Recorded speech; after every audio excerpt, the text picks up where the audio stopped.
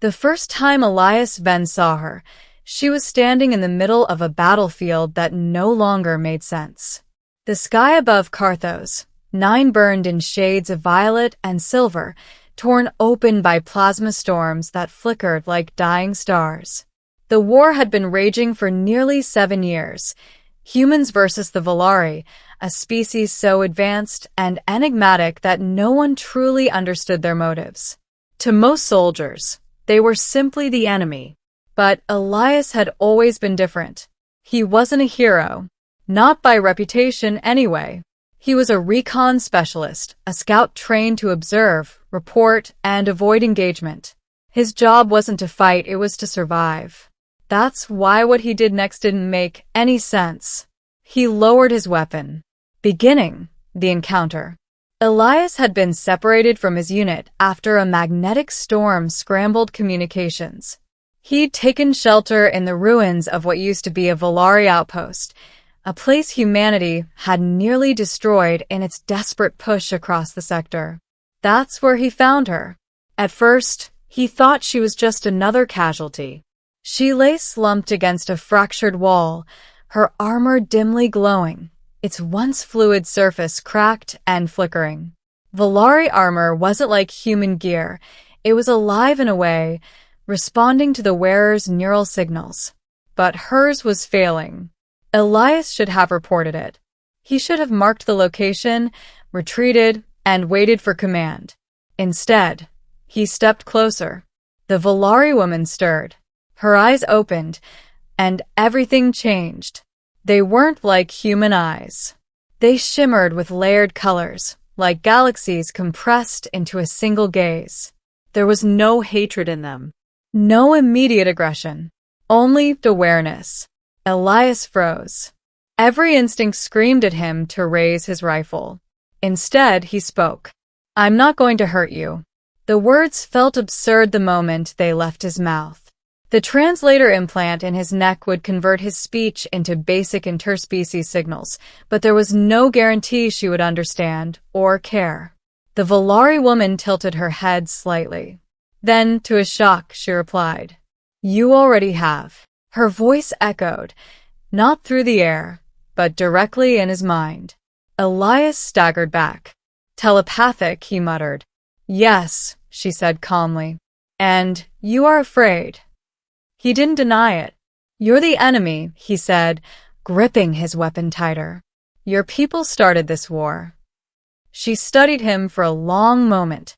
"No," she said. "We didn't." Middle. The truth between enemies. Elias should have walked away. Instead, he stayed. Maybe it was curiosity. Maybe it was exhaustion. Or maybe, deep down, he had always suspected something was wrong with this war.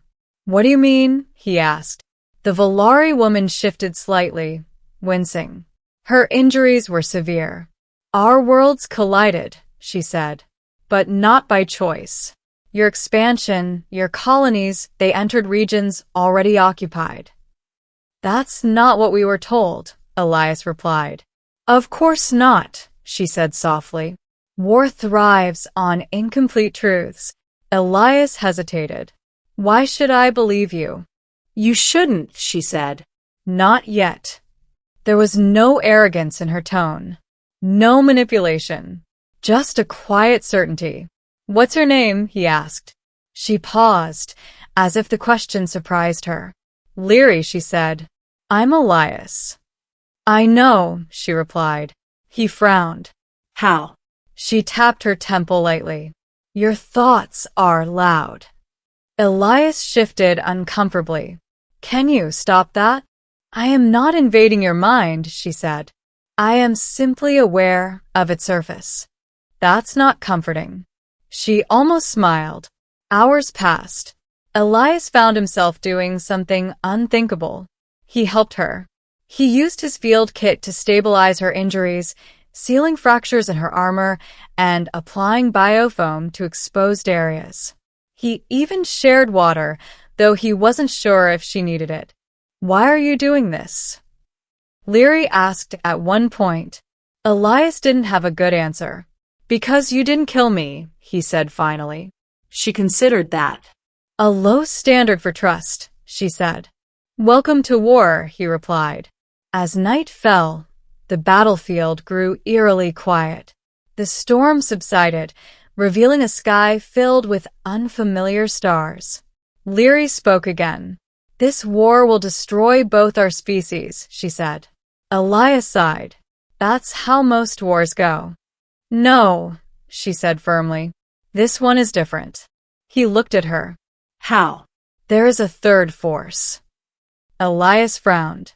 What? We call them the null, she said. They do not belong to your species or mine. They exist beyond conventional space, and they feed on conflict. That sounds like propaganda, Elias said. It sounds like truth, she replied. Your leaders know of them. So do ours. But neither side is willing to admit it. Elias shook his head. Why would they hide something like that? Because unity ends war, Leary said. And war is power. The words hit harder than he expected.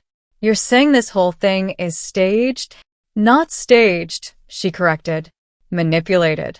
Elias looked out at the ruined landscape. Years of fighting. Millions dead. All for something neither side fully understood. That's insane, he whispered. Yes, Leary said. It is. The turning point. He took a chance. The next morning, Elias made a decision. One that would change everything. I'm going to get you out of here, he said. Leary looked at him sharply. To where? My ship, he said. It's hidden about 5 kilometers from here. You would bring me into your territory? She asked. Yeah, he said. And then I'm going to show you to my command. That is a terrible idea, she said immediately. Probably, Elias admitted. But if what you're saying is true, someone needs to hear it. They will not listen, Leary said. Maybe not, he said.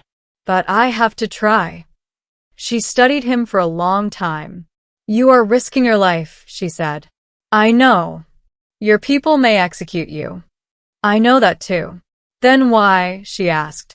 Elias hesitated. Then he said the simplest, most honest thing he could. Because if you're right, then doing nothing is worse. They traveled together through the shattered terrain. Elias supported Leary when she faltered, guiding her through debris fields and avoiding patrols from both sides. Along the way, something unexpected happened. They talked, not as enemies, but as individuals. She told him about her world, a place of harmonic cities and living architecture. He told her about Earth, about oceans and music and the smell of rain. They laughed. They argued. They learned. And somewhere between survival and conversation, something shifted. Trust. Ending. The response that changed everything. They reached Elias's ship just before dusk. It was a small recon vessel, barely enough for one person, but it would do. As they approached, alarms suddenly blared. Elias froze. That's not good, he muttered. A human patrol had found the ship. 3 soldiers stood near it, weapons raised. Elias Venn, one of them shouted. Step away from the alien. Leary tensed.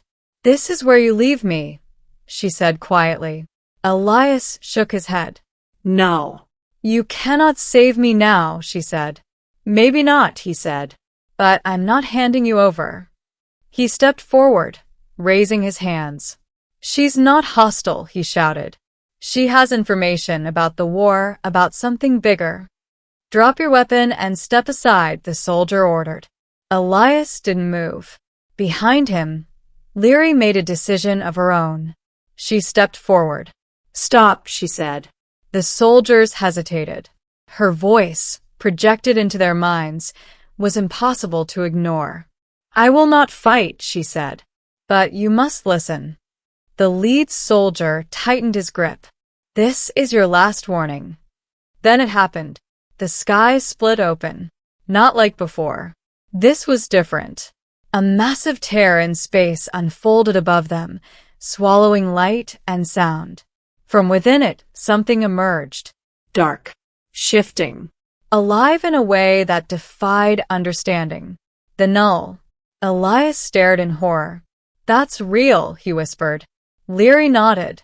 Yes. The creature descended, warping the air around it. Weapons fired, human and Valari alike, but the attacks vanished before they reached it. It fed on them, on the conflict, on the energy of war itself.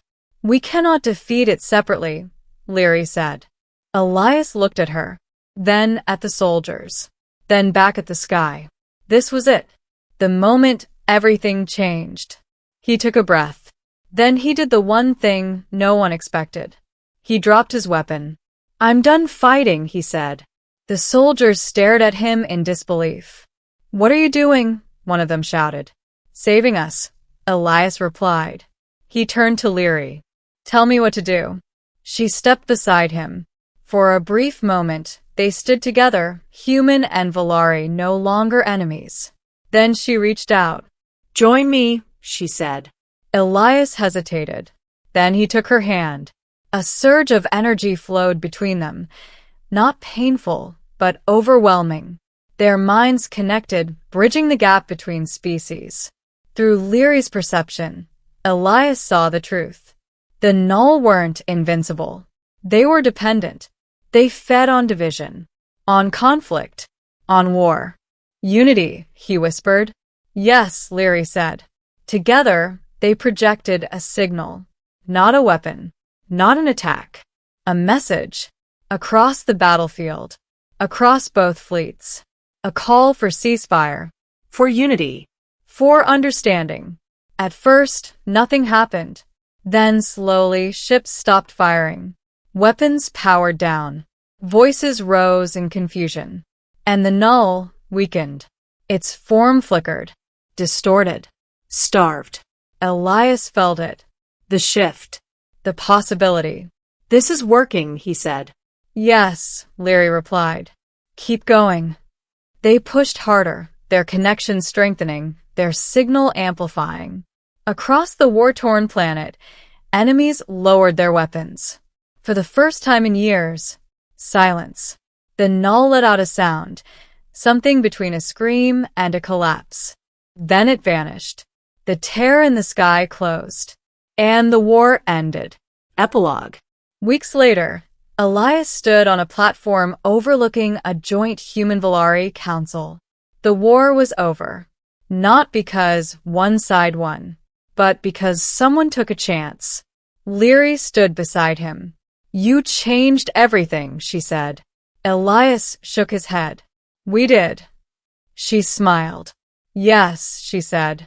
We did. He looked out at the horizon, at a future that once seemed impossible. All because, in a moment of uncertainty, he chose not to pull the trigger.